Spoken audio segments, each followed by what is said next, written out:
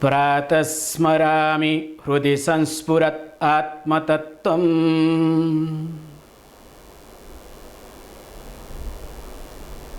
Sachit Sukham Paramahansa Gatim Turiyam Yat Swapna Jagara Susuptim Aviti Nityam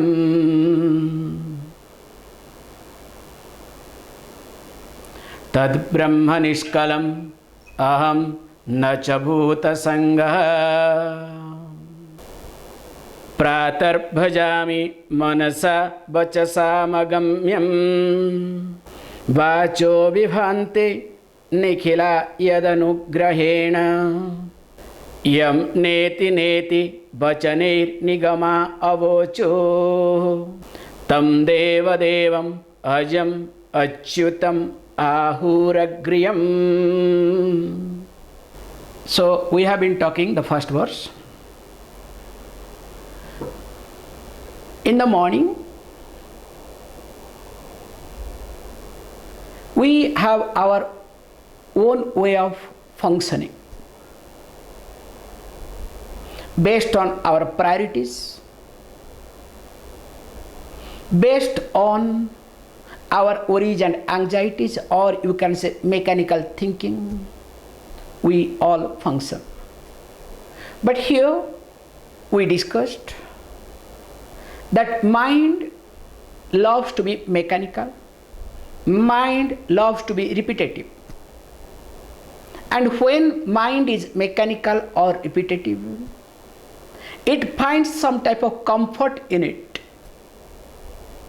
The process itself, that mechanical process itself, gives some type of comfort to the mind.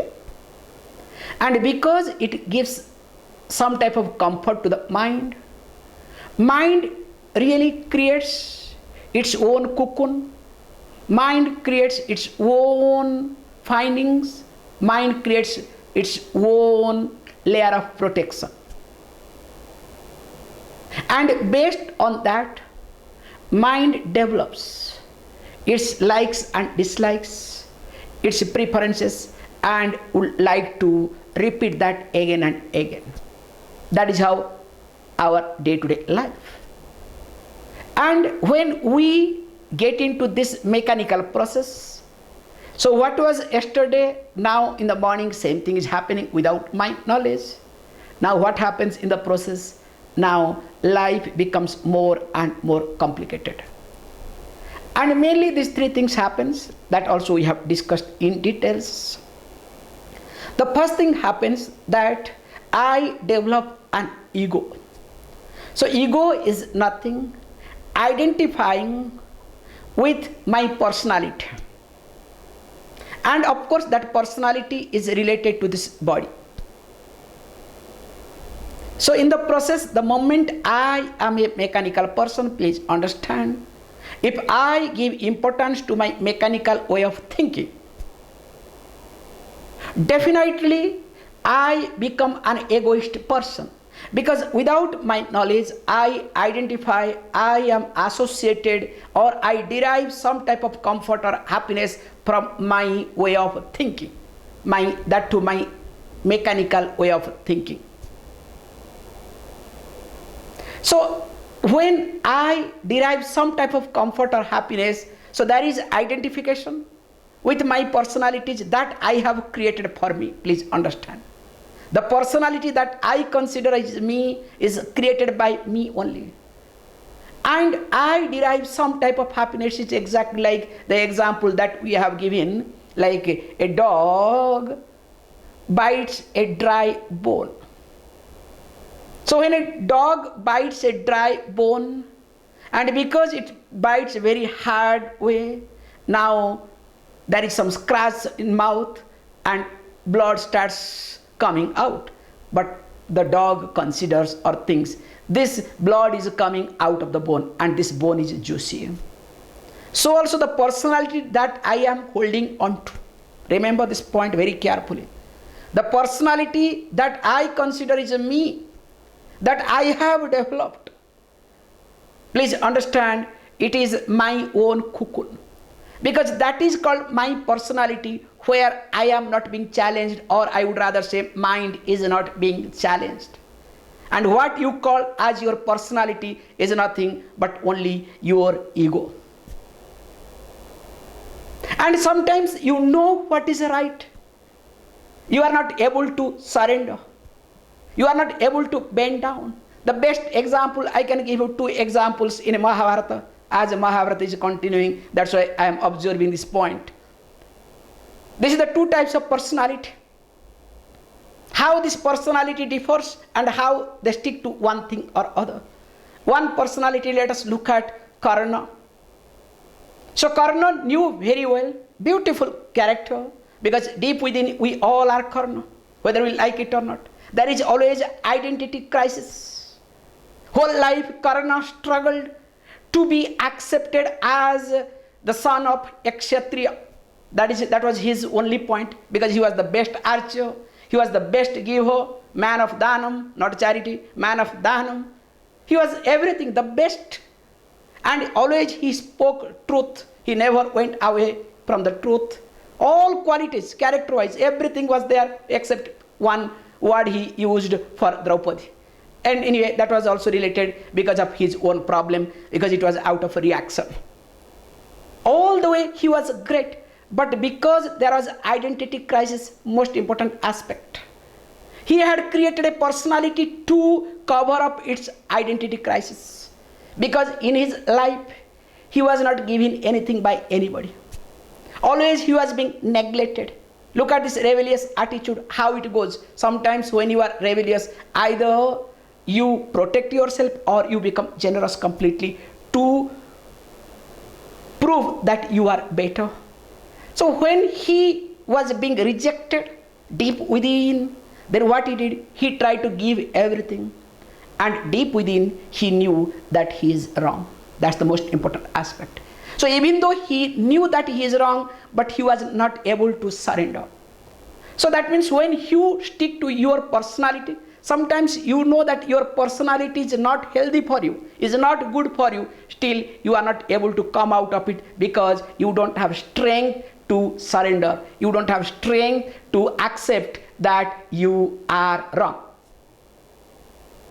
And another point, another character is Duryodhana. Same thing. He had his own personality. But he was not able to understand that he is wrong. Even though we attribute a beautiful verse, we say, Janami dharmam nachame pravati, janami adharmam nachame nivruti. I know what is right, but I am not able to engage myself. Also, I know what is wrong, but I am not able to withdraw myself. This verse is attributed to Duryodhana. How far it is true, that is another point to look at. So what I am trying to say is, you can see the both types of personality, and please look at your personality. So what you call as your personality, it is nothing but identifying with your own surroundings, with your own knowledge, and you can say holding on to what you know and what experience you have. That's why we say identifying with one persona. So this is the first thing happens in our cases. That is what when there is mechanical living. And to overcome that, we discussed very clearly and elaborately surrender. Self-surrendering. That was the first verse we discussed in details. Then comes beautifully, this is not enough. Ego is not enough. Then comes me as body. So when I call me as body, I am father, I am mother, I am this, I am that. Starts with this body, I am fat, I am thin, I am this or that. So that me as body, that also becomes very spontaneous because of our mechanical thinking. That's why to take care of that, you need viveka. You need the anugraha of Shastra, please understand. You need the anugraha, the blessings of the teaching tradition and scriptures. Unless you have this blessing, definitely you will not have viveka at all. Your viveka, of course, you have your own viveka, which will again satisfy your ego, your ahankara. It's exactly like going to shopping mall. You want to buy what you want to buy. And of course, your list always keeps changing based on the situation, based on what you have and what you don't have. So also, your viveka always supports your ego unless you have Shastra and Guru Anugraha. And of course, third one, that sense of belonging called sense of mind. Because of me as a body, whoever is related to this body, now the sense of belonging comes. I need to protect them. I need to take care of this. I need to take care of that. They are mine. If something goes wrong, what will happen to them? Now, to overcome that, there is something called vairagya, developing sense of objectivity. Unless and until we really work on these three concepts in our life, and that too in the early morning, please remember self-surrender, viveka, and vairagya. Definitely, we will be forced, or our way of thinking automatically or without our knowledge will become mechanical. Okay, I understand. We discussed in details. I need to really remember, meditate upon who am I, but how to go about it. Now the next verse, let us go. Pratar bhajami manasa vachasa magamyam. Says beautifully, Pratar bhajami. So I worship. Beautiful way of looking at. In the early morning, if you look at translation, which I have put the revised translation for all of you. I worship in the early morning. So when I say worship, bhajami, beautifully, bhaja means sevayam, to serve. So there is a difference, beautifully why he uses the word bhajan here. When you do something, including meditation, sometimes you feel it is a duty. I have to do.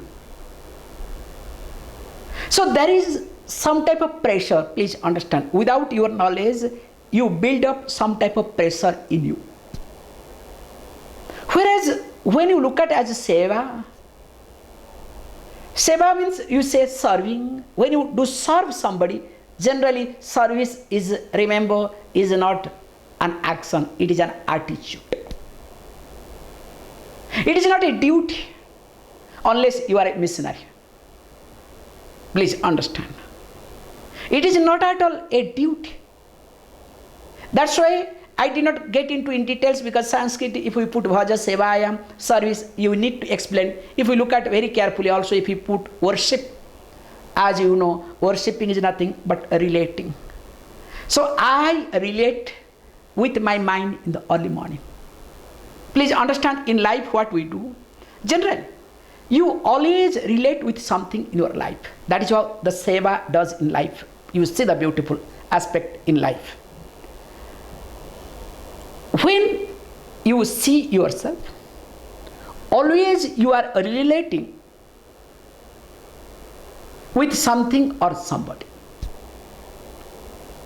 Mind cannot stand alone. It's amazing thing to watch. Mind to nourish, mind to flourish, mind to move, needs some help, some support. Without that support, mind will not be able to function. That's why, especially in meditation, when you withdraw the support from mind, what happens? Most of the people sleep. You understand? Because when there is no support, mind doesn't find any interest, then finally what happens? Goes to sleep mode. So here he says beautifully, now when my mind always relates with something or other, and especially relates with the samsara, with this ever-changing phenomenon of this universe, of the society, considering that they are true, considering that they are going to give me something, that is what all our relationship, definitely that mind will become repetitive, that mind will become mechanical. Because it's very simple. When you relate with somebody, you relate, please understand, you relate through your mind and of course backed up by you. Suppose you are a father, remember? You are a father relating with your children. Now your father comes in. When your father comes in, you have to relate as what? As a son or daughter, or as a father or mother. But what happens sometimes? We continue with that. Because of this reason, because we are so acquainted with relating, and whichever relationship, means whichever thought or repetitive thought or mechanical thought gives me comfort, or I derive some comfort, I am very much acquainted with that thought. That's why I observe your life. Which role you are very much comfortable? Definitely each one of you have some comfort in one role, especially all ladies. I have seen many cases. Most of the ladies are very much comfortable with the role of mother, because less challenging role. But any other role, there is a lot of challenge. Of course, mother role also a lot of challenge in the beginning, but there is pride. Oh, somebody is depending upon my extension, blah, blah, blah. So that means each one of you are comfortable with one given role. So when you say you are comfortable with given role, that means you are associated. This is the most important aspect. You are relating always with that role or related to that role. Definitely your mind will be based on that role only. The mind cannot elevate. That's why he says, very nicely, beautifully says, wherever, because mind cannot think two things at a time. If you are relating with one way, how can you be available in other way? That's why whichever role is predominant to you, you try to see everything from that role in your life. That's why there is a conflict in your life.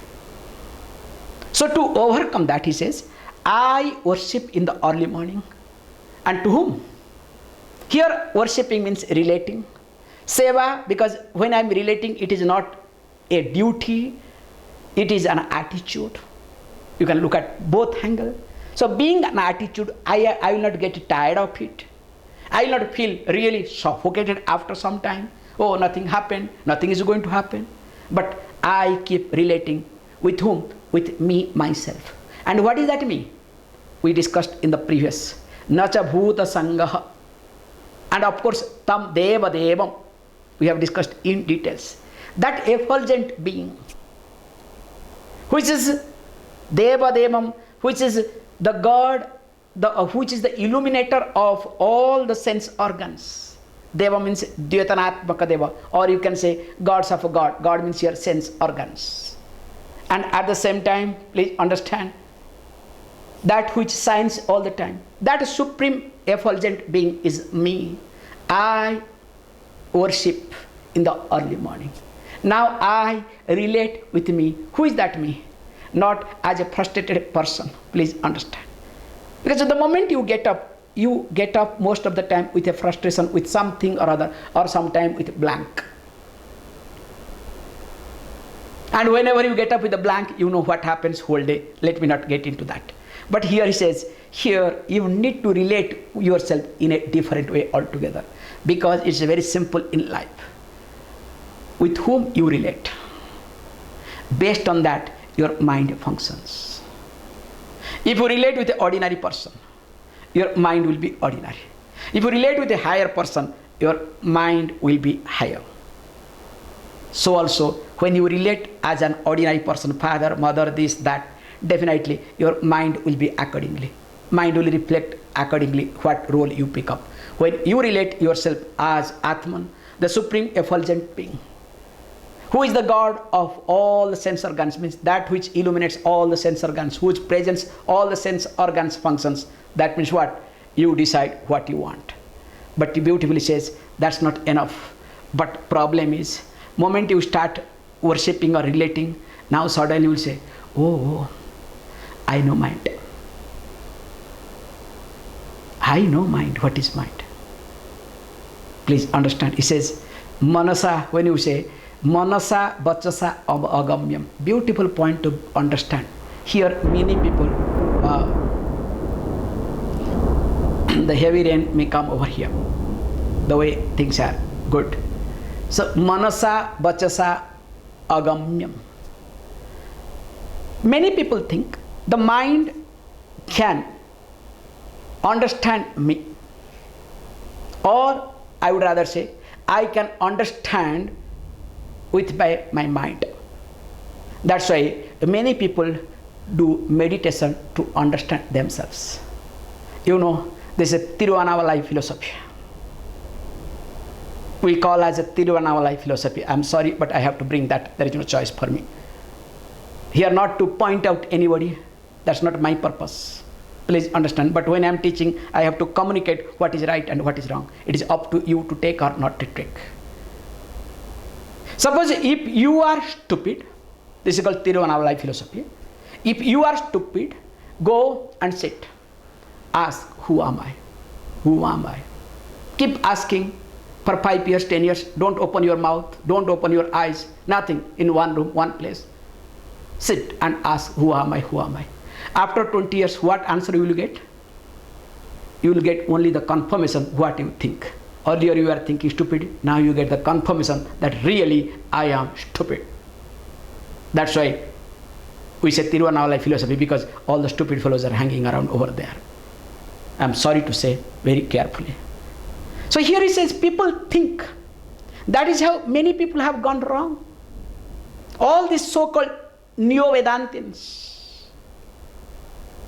they have gone wrong here. Some people say that through the mind it cannot be understood. That's why you surrender completely. Some people say no, through the mind it can be understood. All the confusion has happened. Please understand. It's a very simple thing. Now, to see your face, you need a mirror. Definitely. To see your face, you need a mirror. But to see your eyes, what you need? Just ask this question. To see your eyes, what do you need? Okay, you can say mirror. Fantastic. Suppose you close your eyes. Mirror is there, but you close your eyes. Will you be able to see your eyes? Will you be able to see anything?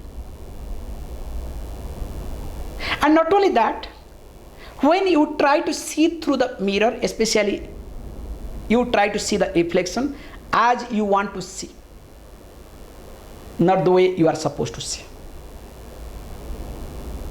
That's why we are very carefully using this word, that I am someone who is the cause of the functioning of this mind. Yato vacho nivartate. Beautifully it says, yataha vachah nivartate.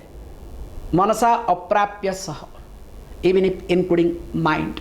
So where mind cannot reach, it's like because of whose presence mind functions, whose presence speech functions. It's very clear, you can see, especially when you are in coma. Forget about death. When a person is in coma. Now that time also mind is there, mind is in coma. So when mind is in coma, but still the person is there, how come the person is not able to know? And of course, when person passes away, we said the person passes away, where is the mind? So in whose presence or because of whose mind is there, because of whose the speech is there. That's why learning to, most important aspect, learning to shut our mouth, learning to shut down our so-called thinking. This is the point is being highlighted here in this point. Because morning always tendency is to prove myself. Being repetitive, this is what happens. I get into thinking mode. to answer that I know everything and I will be knowing everything. So I want to solve, please understand, I want to solve everything in my life through thinking. Yes, definitely. If your thinking itself is a problem, definitely you have to solve. But the problem is, the more you try to solve, the more you make your thinking stronger. That's why these people never become peaceful in their life. That's why here it's being very carefully presented. In the morning, never allow your mind to chatter. Because through your mind, you are not going to understand yourself. You will be able to see, you will be able to understand only what mind reflects. It is exactly like, please understand, the mirror. If the mirror in the mirror is concave or there is a crack, the reflection of you will be completely depend upon the mirror. So also the way the mind is, accordingly you will be reflected. That is how different type of philosophy comes. Each one talks about one's own self different. Somebody says meditate, meditate. You will able to understand, realize yourself. Please understand, here is very clearly highlights that I am, please understand, not the experience. If I am someone to be understood by my mind, that means I can be understood through the experiences.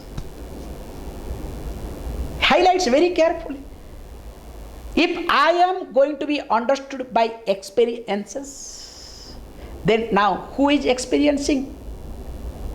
How can we understand the one, the experiencing or the experiencer through the experiences? Can you see the limitations of it? Will you be able to understand the experiencer through the experiences? It is like you are trying to understand dreamer through the dream. Possible?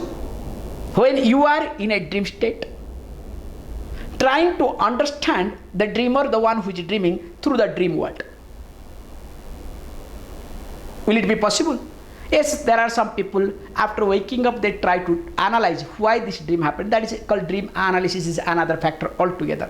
But when you are in a dream state, being the part and parcel of dream state, and you want to analyze who is a dreamer, you want to understand who is a dreamer, analyzing this dream experiences, will it be possible?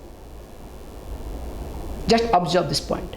So also, with the help of mind, only thinking that through the mind I can understand with the different tricks and techniques. In short, that please understand, understanding is not the product of experience. This is what is being highlighted. Realization is not experiencing something. Liberation is not about experiencing something. In fact, it is not an experience at all. And anything is experience oriented, is not liberation, is not freedom. That is what is being highlighted very carefully. Manasa, vachasa, agamyam. And moreover, vachasa means even if it cannot be described properly. You really, mind is not, whatever way you try to explain, especially your experiences, it will be inadequate. You have to be very careful. This is what me very nicely, that's why we need to understand ourselves with the help of the teaching, with the help of the teacher. By the self-study, self-analysis is not going to help at all. Because you can see in these two lines, there is a contradiction. So first line says that I am someone who cannot be understood. Please understand very carefully.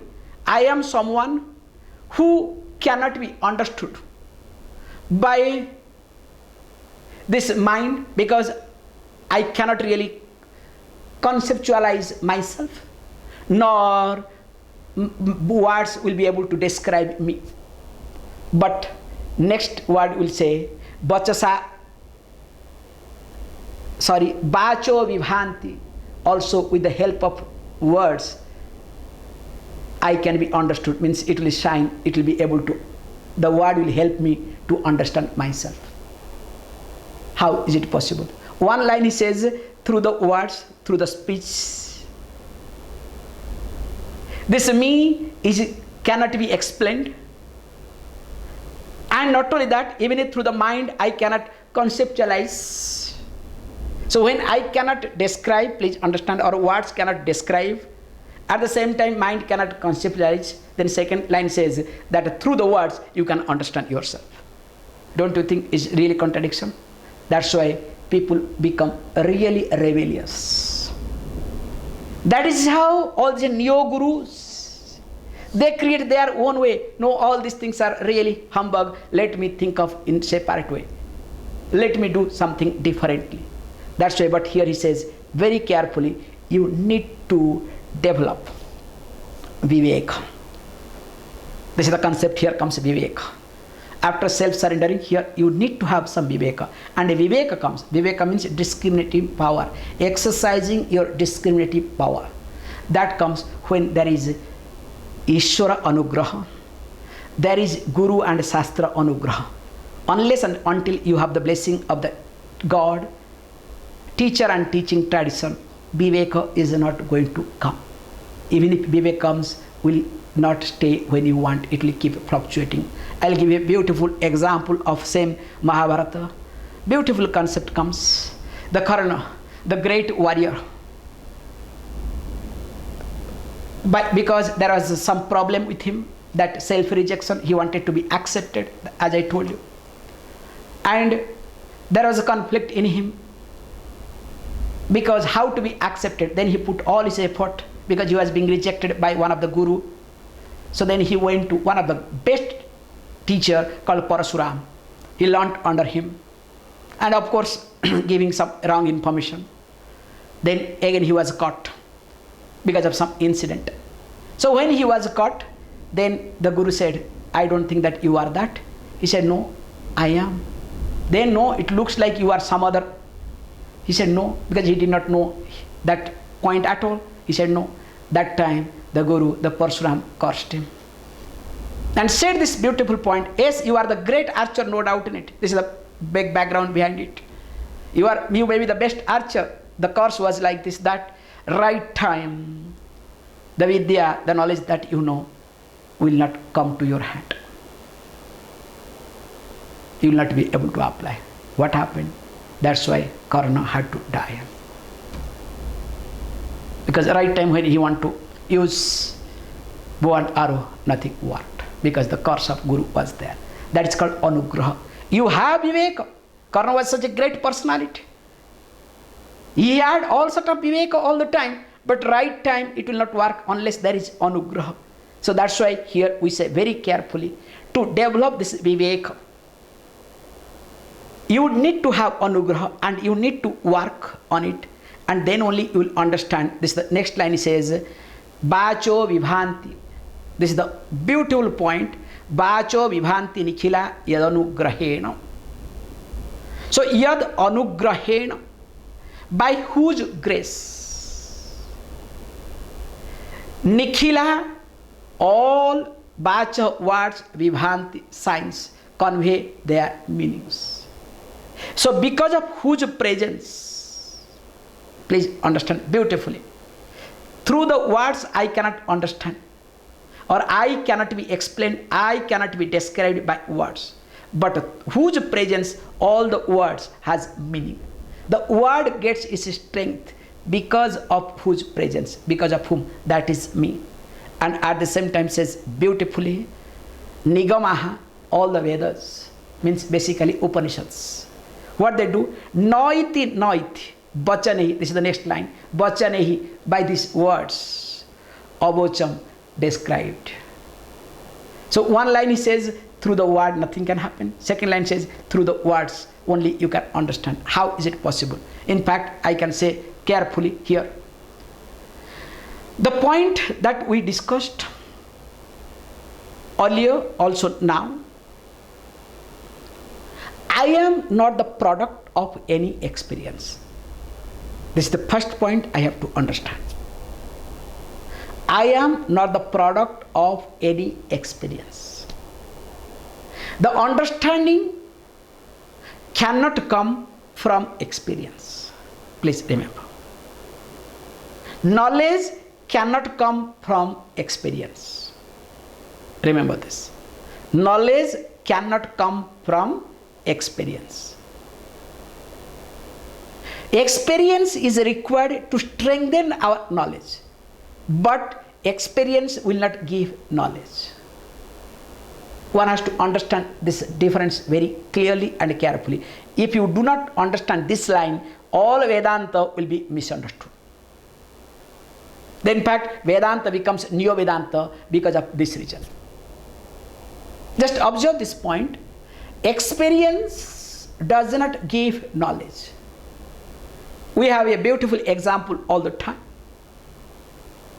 That in India, we have different type of payasam. And one of the best payasam, whatever I have taken, which I like actually very much, is this payasam out of jackfruit. Jackfruit payasam is really superb. Hey, don't saliva, okay? The saliva should not come. So, when I say that this jackfruit payasam is one of the best payasam in India, let us say you have come, and deep within there is a desire that I would like to taste, I would like to know. Taste means what? Know the jackfruit payasam. And you happen to be here ashram. Please don't expect here, because in Himalayas it's very difficult to get that jackfruit, okay? Never expect this. If you happen to be in Orissa, of course in South India, Chennai, definitely you will get it. And so here, let us say you are here, and that day lunch time, something you are eating. So while eating, you are asking, wow, such a nice, beautiful taste for the first time I am having. What is this? Then on the top, I didn't say anything. Then I say, Swamiji, this is a very good taste, but you always say this about this jackfruit payasam. Will you please make someday? That time I said, hey, look, what you are eating is jackfruit payasam now. Oh, will you say or not? Now, few minutes before or few seconds before, you were experiencing jackfruit payasam. While experiencing, please understand, you never knew that this is jackfruit payasam. So how can you say that experience will give you knowledge? Already you have experienced. But when I say, hey, what you are eating, that is jackfruit payasam, that comes. That is called understanding. That is called realization. You realized what you are eating or what you are eating is jackfruit payasam. So now tell me, which gave you knowledge? Does the experience give you knowledge, or my words that I said that you are eating, what you are eating is jackfruit payasam, gave you knowledge? That's why Shastra becomes Pramana.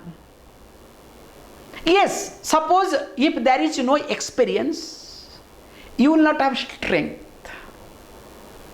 That's why we say knowledge is being strengthened through the experience. You must go for experience, nothing wrong in it. You must. Because experience not only strengthens, also experience helps you to hold on to your viveka, to hold on to or to develop your vairagyam, both. Only when you have experience, the viveka becomes stronger. That's why one of the qualifications of a student is what? Pariksha lokan karmachitan.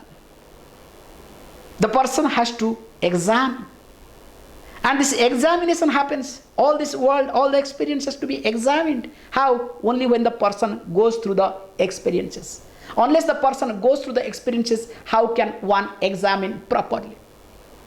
That's why he says beautifully that when the mind cannot understand, or only through the mind I will not be able to understand myself, but I need mind, because mind prepares to receive the scriptures.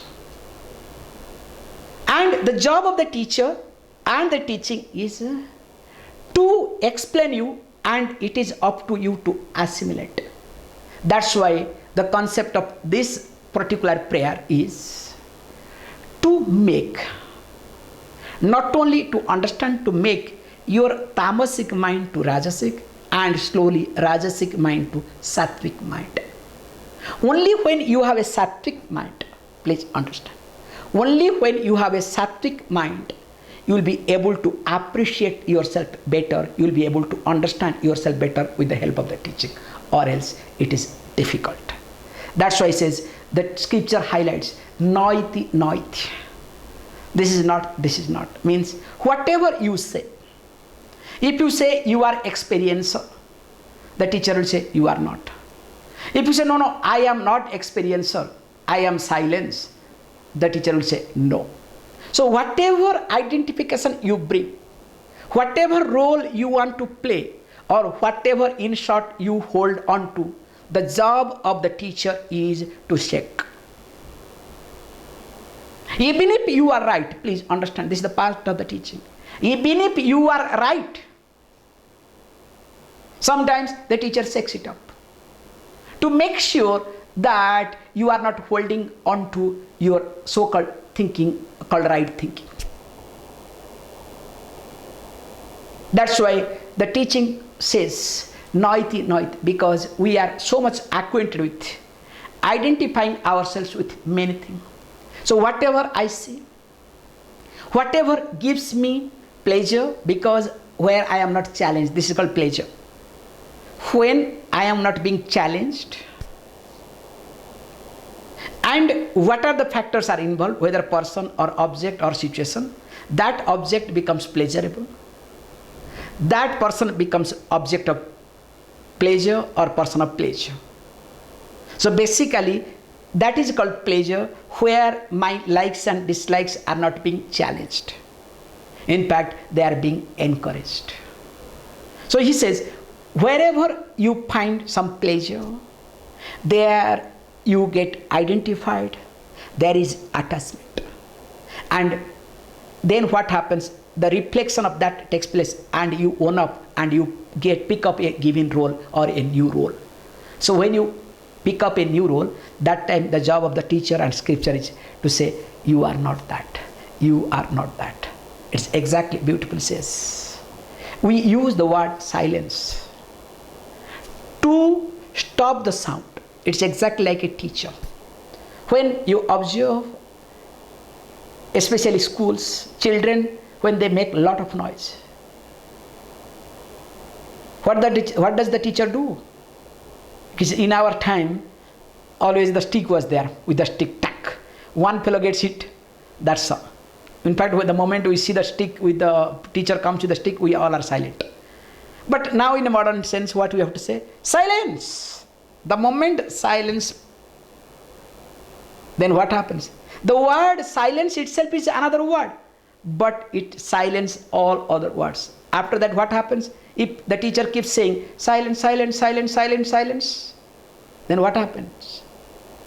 That becomes another noise. So the silence word has to be used to make everything silent. Once others, then it should drop. So also noiti, noiti, that is the purpose of neti, neti. Not this, not this. Whatever you say, that is not, that is not. That means all your false notions.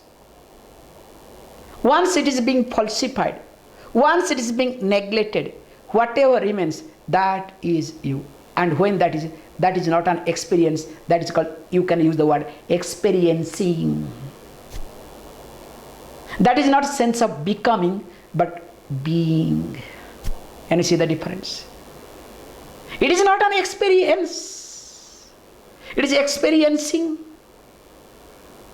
Because if it is an experience, you come up and try to talk differently. You try to explain the way you want. But if it is experiencing, that's why unless you learn to silence your mind, this first concept is learning to silencing your mind.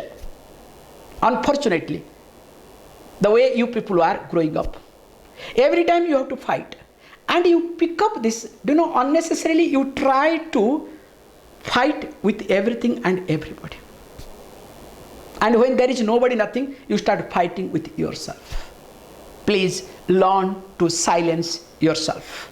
That's why he says, Nayati neti bachanehi nigama abochuhu tam devam devam achyutam ajam ahuragriyam.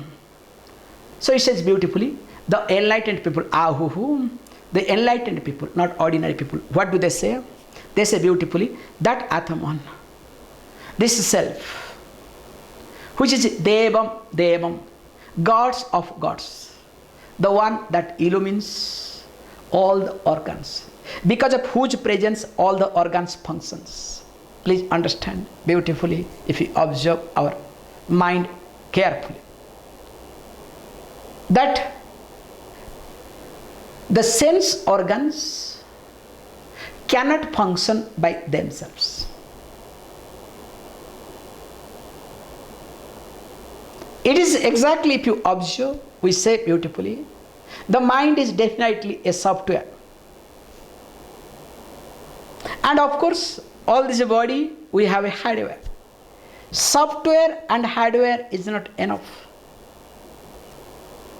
We need all sort of artificial intelligence, but also we need in whose presence everything should run. So that in whose presence everything runs, even though this computer example is not that much adequate here. So here he says beautifully that tam devam devam, in whose presence all the sense organs are able to function, and because of which all the sense organs, or else once that person or that is gone, sense organs are no more functioning or will not be able to function. And that is what he says, ajam, that me is birthless. So when it is birthless, beautiful point to understand. First of all, I don't have to be worried, oh, I am aged now. I am ageless. So when I am ageless, I am also deathless. If there is birth, there is death. If I am born, then only die. If I am not born, there is no death. So that means I don't have to unnecessarily project a lot. That is what people do in life. For small thing, they project a lot. That's why he says beautifully that I am somebody who is birthless. So that means I really don't have to be worried. If at all death happens, this body will fall down, but I will continue.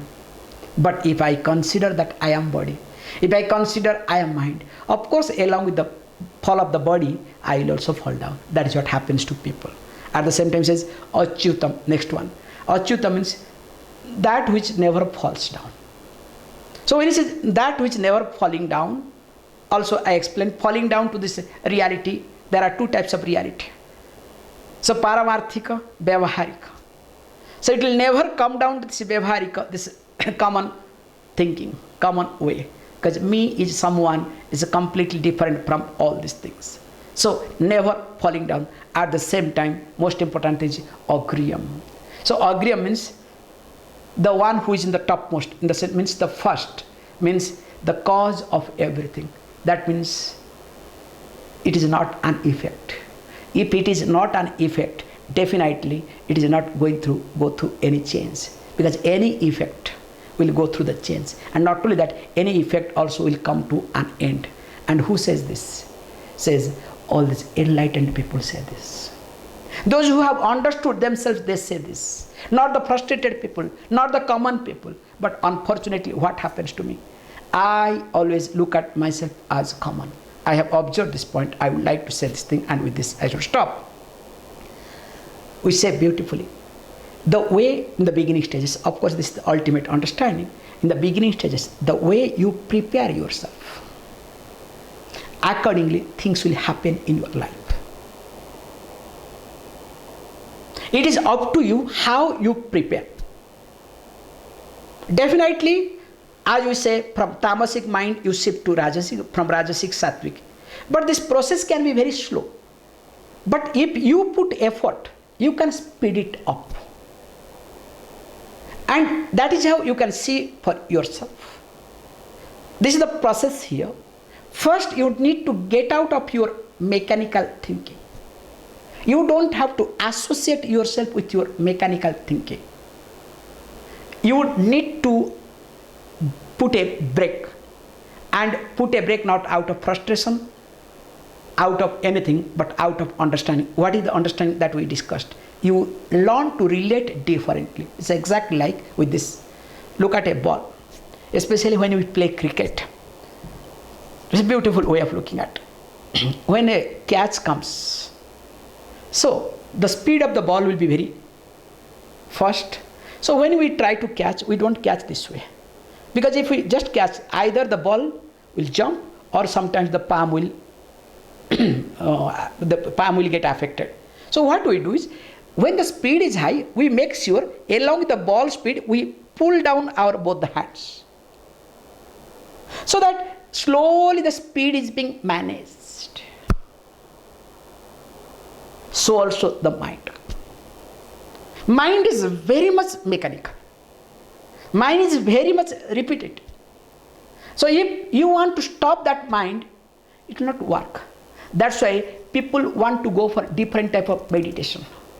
Some people go for marijuana meditation, some people go for alcohol meditation, some people go for this meditation, that meditation, all sort of addicted meditation. How long?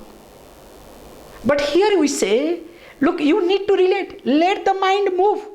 But you slowly bring the mind into your control, like a ball as you pull it. And these are the tricks and techniques in keeping with the teaching tradition. So may you relate with yourself in the morning. And who am I? I am Ajam, birthless. And I am somebody who is free from everything and never born. And I am the cause of everything, not any effect. And Devam, I am the illuminator of all the sense organs. Let me relate with that. When I relate with that, of course, I can relate with anybody in my life. Whereas if I do not relate with myself, I relate with myself as a meditator, the way I am. Then what happens? There is always a fight while in meditation, you know. Today meditation is not good, yesterday was better. There is always a fight. So when in meditation I fight, now when I come out, will I fight or not? The day your meditation is good, that day you are very good. The day your meditation is not good, that day your mood is really bad, you are bad. Here it is not like that. Here you understand, you appreciate as you are. Thank you. We'll see tomorrow. Please close your eyes.